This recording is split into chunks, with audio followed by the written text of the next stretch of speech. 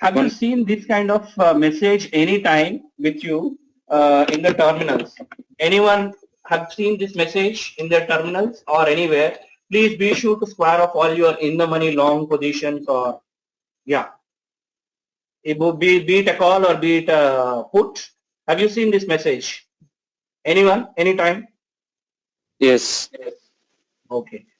And do you know why they do this? No.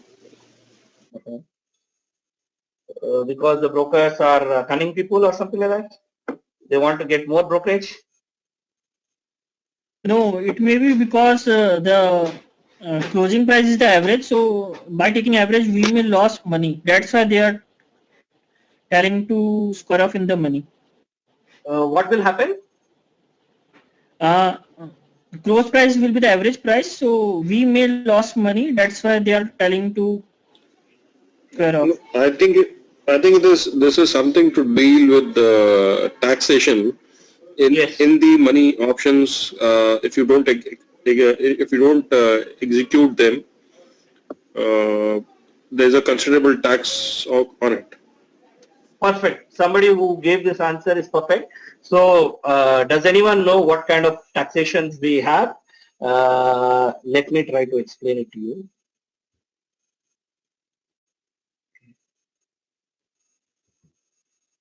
Okay. So there is something called STT, which is called Security Transaction Tax. Okay. So this, if you are doing at the end of the day, you have both ways of calculating. One is, I showed you that message. That is the main reason why, all the brokers ask you to square off before expiry. Okay. For all the purchasers who are in the money, what they think is, okay, anyways, I'm going to get money, good money. So why should I close? There are certain reasons why they should not probably square off, but majorly they should square off many times, and I'll tell you why. If it expires, you see, they let it expire, and you have the strike price is 8,000, and your premium was 150, and your contract is so much, and contract expiry price is 8,400. So already 400 rupees. Okay, so if you are not going to square it off before, what exchange does is, for the security tax transaction, they have, it was initially 0.25, right now it is not I think it's still 0.125, yeah, 0.125. So you put 0.125, you multiply with 8,400 and the lot size, and this is the amount you pay, okay? And the same thing, if you have just 330 before, 329 or 327, any time before 330, if you have let, square it off, then the value that you are going to pay is 51 rupees. So there is about a 7,000 rupees difference. The STT is 0.071 here, 0.125. This is not because of the security transaction percentage. It is because here you are taking 8,400 as a square, the value, because it expired on that, and you are deemed to exercise, right? Like I told you before, you have an obligation, you have to right to buy, and you have deemed to have exercise. If you have deemed to exercise, the exchange is about to take care of that value. So they are giving you they are asking you to pay this tax. So here, if you have exercised it just before, if you have squared it off before, you are paying only 51 rupees. I think it's clear for everyone, right? I have a question. Yes. Why is this being done? I mean, why the arrangement is like you have to pay 0.125 of settlement price? What is the motivation behind it? Is this 0.125 or 0.017? You're talking about this numbers, or you're talking about the STT itself? I'm talking about the final numbers. What is the motivation behind putting such a high STT? No. The high STT is so less. You're getting 51 rupees. You see, the percentage is 0.017. If there was no 8,400 here, the value should have been like less than 100 rupees, even if it is like 2 rupees, 3 rupees sometimes. What is the motivation of leaving such a high charge on anyone who does not want to exercise it? Option 1 is let it expire. Option 2 is I want to square off or settle the contract. So if anyone who does not want to follow option 2 but wants to follow option 1, he is levied a huge charge. Yes, he is What is the motivation behind tax, it? but he will see what is benefiting him. He will sometimes not do it. If I am in the place where you have to choose option 1 or 2, I will check if the amount of money that I am getting, I am paying 7,800, right? Okay. Even despite the fact that I am paying 7,875, if the benefit is higher than that, I will use this one instead of squaring it off. I'll show you the examples just now. No, what is government's or exchanges motivation behind that? Behind option They 1. need to make more money for the transaction. Some tax guy put his head, how do we get more money? And he said, this is how we will try to exercise, and this is all looking legal, so that's fine.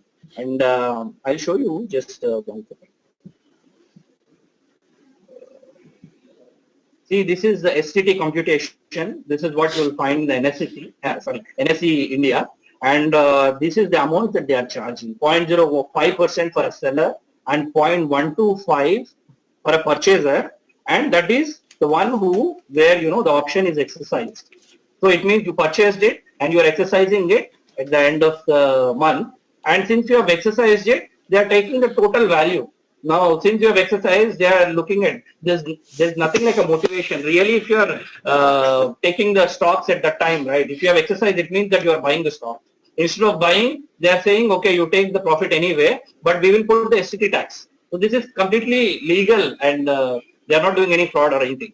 Or in fact, when you ask why are they using a huge levy, it means because it is calculated elsewhere in the world it's the same way. Because they are already, if they are exercising, they are buying all the shares. So when they are buying the shares, they are taking the thing and they are paying the same amount of thing. Only thing is, you can ask why there is a percentage difference. That I don't know. That we have to ask NSE why they are putting different percentages. But I think this percentages will not make huge difference. If it is 0.12, okay, it makes a big difference, yes. But this is let's say a big value for a person who has exercised. Okay, I'll get to the calculation part once, so that it is.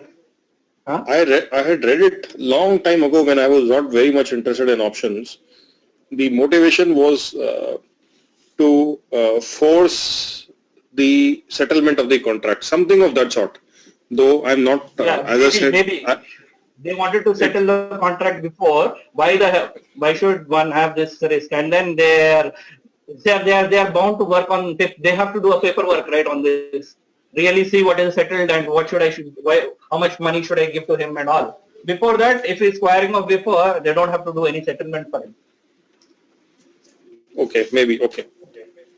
Yeah. So let's come back. What I've shown is the figure, and here I'll give you some example which would probably be more clearer. See, option premium for 7,850 CE is like 5 rupees, let's say. Okay. And it has expired at 7,860. Okay. So you have sold, in the sense, it's an in the money. Okay. For in the money, like just now what I showed, the calculation, I put 0.125, and then if you calculate, you multiply by this and number of lots, everything, you have to pay 7,368. And at the same time, if you have squared it off before 3 o'clock, you would have paid 3.75 rupees.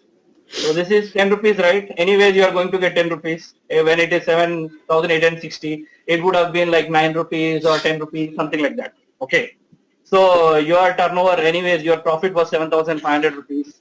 And on which you paid how much rupees? On STT, 3.75.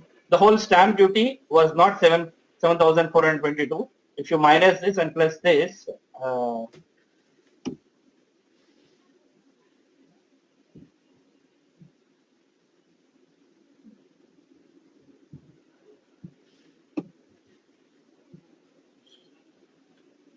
yeah, you would have paid 57 rupees for this transaction. For 7,500 rupees profit, you would have paid 57 rupees. But currently what you are paying is 7,368. So this is where you have to square off. That is the main reason that you get that kind of message. And I'll explain. Somebody asked why, I mean, not why, but when we can do the in the money options, we don't we don't exercise it. Okay. I'm sorry, I'm diverting here. I'm looking at the table on the right Yeah. hand side. I'm Yeah. looking at the table where you are showing the stamp duty across states. Uh, I moved Yeah. from It one. may be a bit different. I'm not. That is why I did not discuss about this. I moved from one state to another, so I should get my address changed, or I have to reopen the account, or what do I have to get to lower my stamp duty? I probably think maybe it depends on where your brokerage is. Maybe I don't know. Yeah, I have so to. I've never discussed about that with anyone. And okay, okay, yeah. So maybe you can discuss this with your brokerage, asking, does it depend on a broker or does it depend on where I live? okay. Thank you, If- thank you. Yeah. Okay. So the other part which I was discussing, where we don't have to square off. Okay. So this, let's say the spot price is 8,200 right now. Okay. And the premium value should be what? 350 rupees. And the premium value currently is 270 rupees. Okay. I'm just saying if the spot, you know,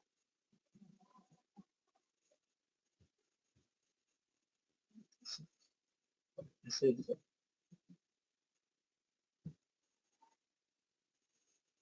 okay, if the spot price is this one and let's say it is expired at this one. Okay, I'm just giving an example, which is a different example now. So the spot price is, let's say, 8,200 and what did I use? Okay. I should say this is spot price. So what I'll do is this one. So okay, this is the value I said, right? So I'm putting 7,850. Okay,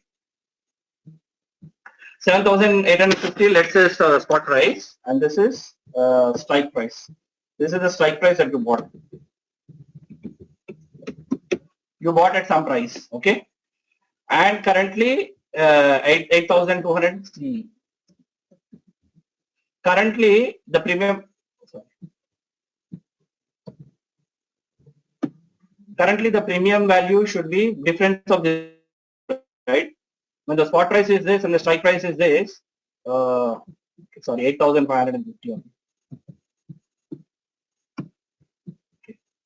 Because I did a mistake. Anyways, so the premium should be 350 rupees, and currently premium, what people, you know, the two species who are actually trading in the terminals or in the trading world, who are those two species who are trading?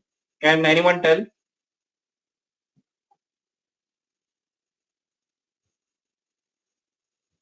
Anyone?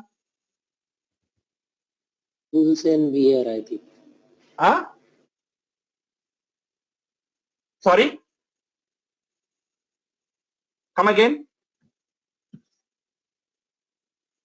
I think it's bulls and bear. Who? Can you be a bit louder because you say something and I cannot hear it? Okay, I'll say the two species who are doing trading or investment or whatever in the markets is humans and machines. Okay,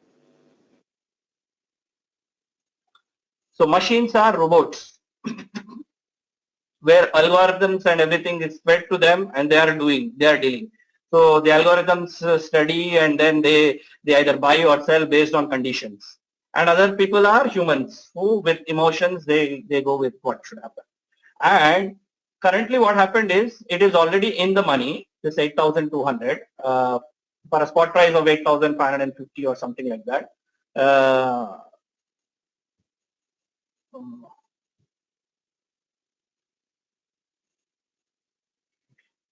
Anyways, so when we are in the money and we pay whenever whoever is in the money, they do not put exactly the same value. When you are deep in the money, the values which are there are like when you are 300, 400 rupees deep in the money, the values, the premium values are bit lesser when they are somebody wants to buy it, right? Now you cannot sell it that price. If you are selling at that price, what happens is your STT becomes 1000, but the amount of money or profit that you get is 2 lakh here. But let's say you wanted to expire and you pay more STT here based on the value that we calculated. We pay 30,000 instead of 1,000. We pay 30,000, but then the amount of money that we make is 2,31,000.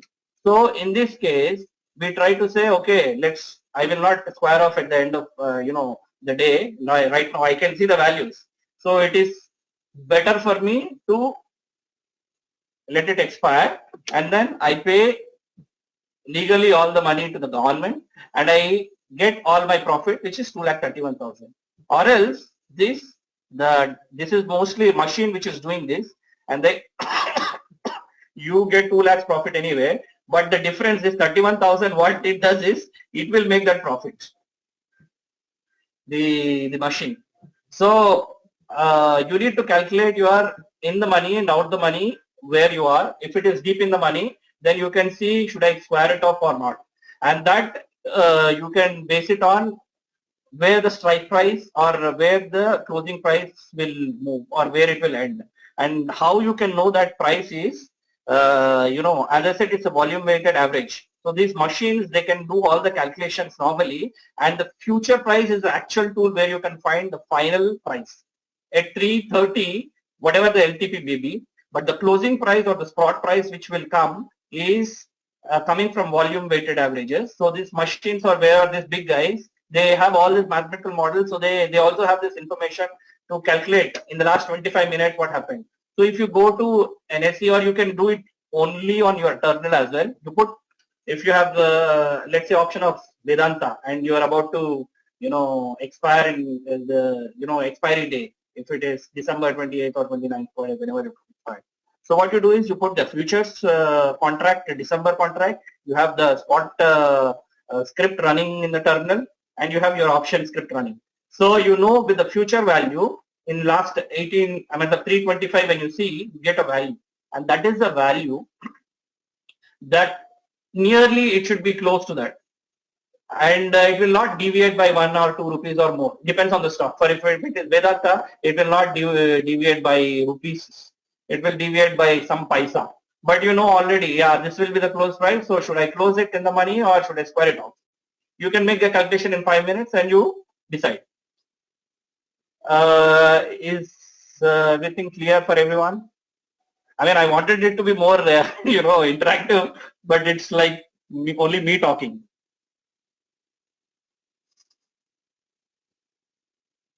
Guys, if it is not clear, please let me know, and then I can move ahead, right? Yes, Yes, please. So now you understand when you should square off, when you should not square off, and I showed you the example as well. So from future, you can just get the value at 325, and then based on that, you do this. Okay. Let's go back. Actually, sorry, I'm not clear. You said when to square off and when not to square off. Yes. I could not understand this situation at all. So you are already in money once at one place. Just 1 minute. Just 1 minute.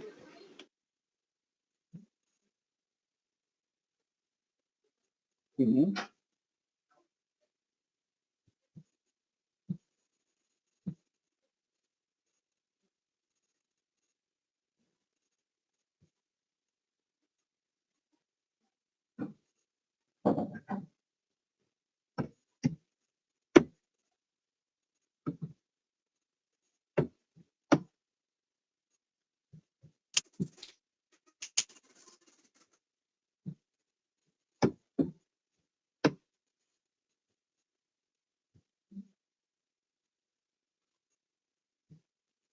You did not get it?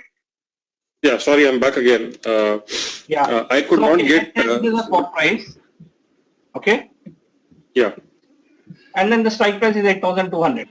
And what should be the deep in the money value? Yeah, it should be 350. It should be 350. Right? Yeah. Yeah. What happens is when the market is really running, when you see the option price, it is not running at 350. Yes. Okay. There is a huge difference between buyer and seller. And the buyer, is asking for a 270 rupees. Okay. Yes. Yes. Would you like to be selling at a difference of this much, which is 30 plus 80 rupees difference? No, but then what is the choice I have? If I don't, Yeah, that is what I'm saying. You have a choice where you don't sell it to anyone. You exercise it. If you exercise it, what you do is you pay STT as 32,000, but at the end of the day, the money that you are making is 2,30,000. Okay, and let's No, say if how you do? exercise it. Okay, sorry, go ahead. Okay, sorry. You said I have two choices.